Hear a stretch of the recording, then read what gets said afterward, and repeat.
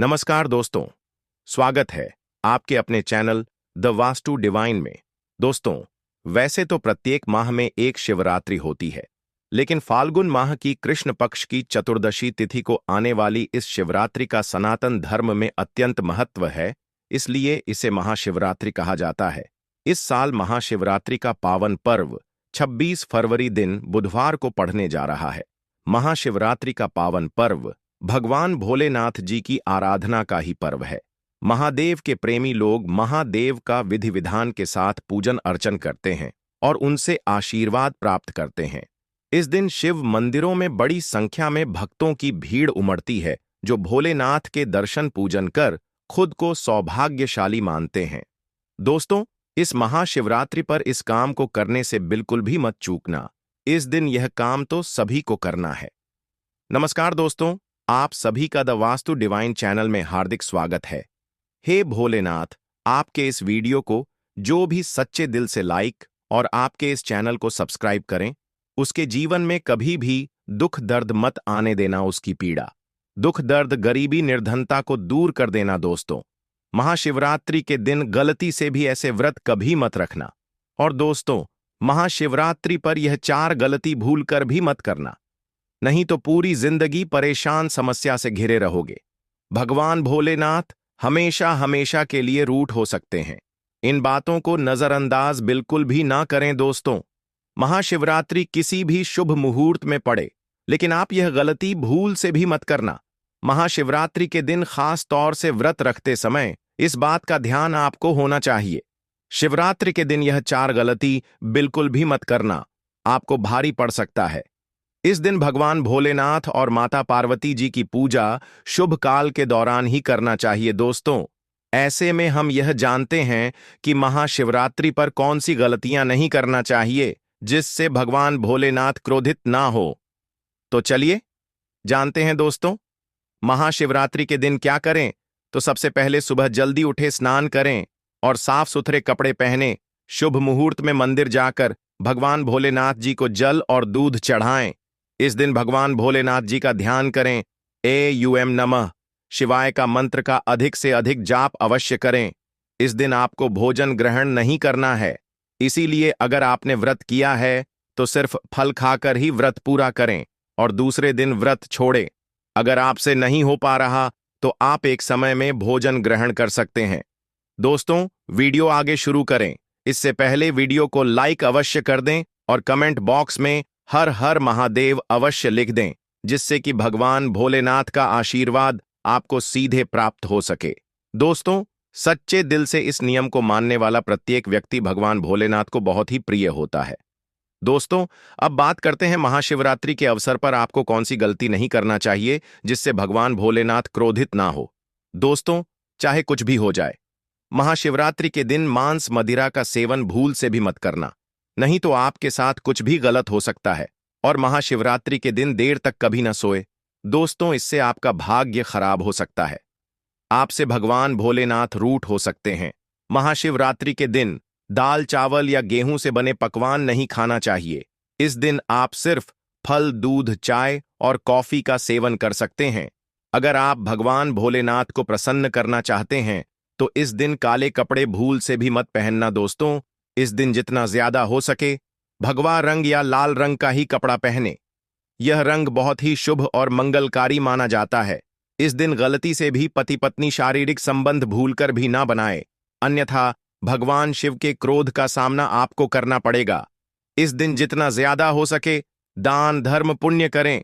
अगर भगवान भोलेनाथ जी को अगर खुश करना है तो यह बात गांठ बांध ले। दोस्तों, यह पाप कभी मत करना। महाशिवरात्रि के पावन अवसर पर शिवलिंग पर भूल से भी यह चीजें मत चढ़ाना, नहीं तो जिंदगी भर आपको किसी बड़ी परेशानी का आपको सामना करना पड़ सकता है। और दोस्तों, आपका व्रत टूट भी सकता है, क्योंकि इससे भगवान भोलेनाथ अत्यंत क्रोधित हो सकते हैं। जान लीजिए, नहीं तो आपके व्रत रखने का कोई भी फायदा नहीं है। तो चलिए दोस्तों, जानते हैं। नंबर 1, तुलसी। दोस्तों, पौराणिक कथाओं के अनुसार तुलसी को माता लक्ष्मी जी का स्वरूप माना जाता है। माता लक्ष्मी जी भगवान हरि विष्णु जी की अर्धांगिनी है। भगवान हरि विष्णु शालिग्राम की पूजा में ही तुलसी का प्रयोग किया जाता है, ऐसे में शिवलिंग पर तुलसी का प्रयोग वर्जित माना गया है। यह आपको पाप का भागीदार बना सकता है, इसलिए भूलकर भी ऐसा अनर्थ कभी मत करना दोस्तों। सिंदूर एक प्रकार से श्रृंगार की वस्तु है जो सभी देवी माताओं को चढ़ाया जाता है, लेकिन भगवान भोलेनाथ जी बैरागी हैं और वह महाकाल है, इसीलिए उन्हें सिंदूर नहीं चढ़ाया जाता है। ऐसा पाप आप कभी मत करना। और शिवरात्रि के पावन अवसर पर जितना ज्यादा हो सके आपको भगवा रंग पहनना चाहिए, इससे भगवान शिव अति प्रसन्न होते हैं। इस दिन काले कपड़े पहनने से बचना चाहिए और भगवान भोलेनाथ जी के मंदिर में काले वस्त्र पहनकर कभी प्रवेश ना करें दोस्तों। हल्दी सभी देवी देवताओं की पूजा में हल्दी का उपयोग किया जाता है, लेकिन कुछ का मानना है कि काल के देवता महाकाल को हल्दी अर्पित नहीं करना चाहिए, क्योंकि हल्दी सौभाग्य का प्रतीक है। और केतकी के फूल, पौराणिक कथाओं के मुताबिक केतकी के फूल भी शिवलिंग पर नहीं चढ़ाना चाहिए, क्योंकि एक बार केतकी का फूल भगवान ब्रह्मा के झूठ में साथ दिया था। यह बात जानकर भगवान भोलेनाथ जी ने क्रोध में आकर केतकी के फूल को श्राप दे दिया, इसीलिए यह गलती भूल से भी आप ना करें दोस्तों। नंबर 6, नारियल पानी। एक पौराणिक मान्यताओं के अनुसार माना जाता है कि शिवलिंग पर नारियल पानी नहीं चढ़ाना चाहिए, क्योंकि यह शुभ नहीं माना जाता है, इसीलिए इस बात का आप विशेषकर ध्यान रखें। नंबर 7, शंख। दोस्तों, भोलेनाथ ने शंखचूड़ नाम के असुर का वध किया था। शंख को उसी असुर का प्रतीक माना जाता है जो भगवान हरिविष्णु का भक्त था, इसीलिए भगवान विष्णु की पूजा शंख से होती है, शिव की नहीं प्रिय। भक्तों, इस बात का विशेष ध्यान रखें। दोस्तों, अगली चीज है टूटे हुए अक्षत। दोस्तों, भगवान भोलेनाथ जी को अक्षत यानी साबुत चावल अर्पित किए जाने के बारे में शास्त्रों में लिखा है। टूटा हुआ चावल अपूर्ण और अशुद्ध होता है, इसलिए यह भगवान शिव को नहीं चढ़ता। आप ऐसा अनर्थ ना करना। चावल चढ़ाने से पहले आप ध्यान से देख लें, कहीं चावल टूटा हुआ ना हो, खास तौर पर शिवरात्रि पर। यह चीजें भगवान भोलेनाथ को चढ़ाने से भी व्यक्ति का भाग्य चमक उठता है। भगवान भोलेनाथ अति प्रसन्न। तो चलिए जानते हैं इन चीजों के बारे में। दोस्तों, नंबर 1, गंगा जल भगवान हरिविष्णु के चरणों से निकला और भगवान भोलेनाथ की जटा से धरती पर उतरी है, इसीलिए सभी नदियों में गंगा, परम पवित्र गंगा जल से भगवान भोलेनाथ का अभिषेक करने से मानसिक शांति और सुख की प्राप्ति होती है दोस्तों। नंबर 2, 3 पत्तों वाला बेलपत्र।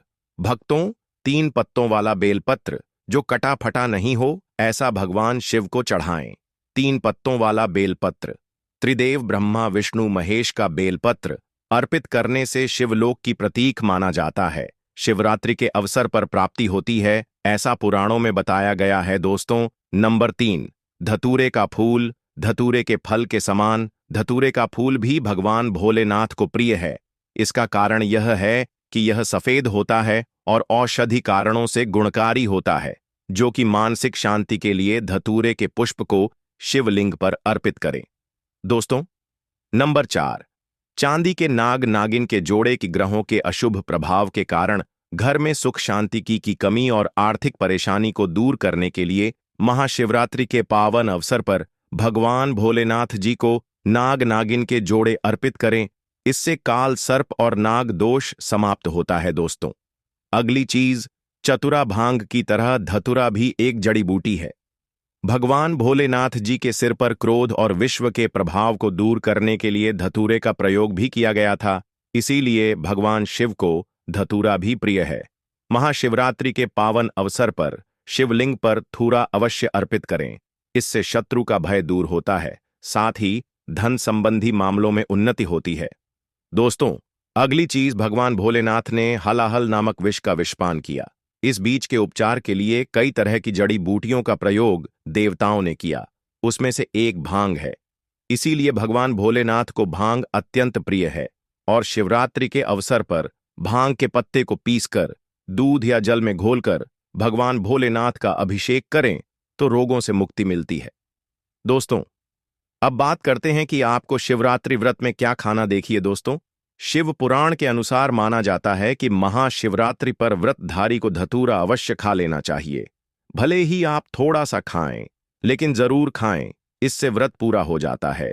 इस दिन भांग खाने से संपूर्ण फलों की प्राप्ति हो जाती है।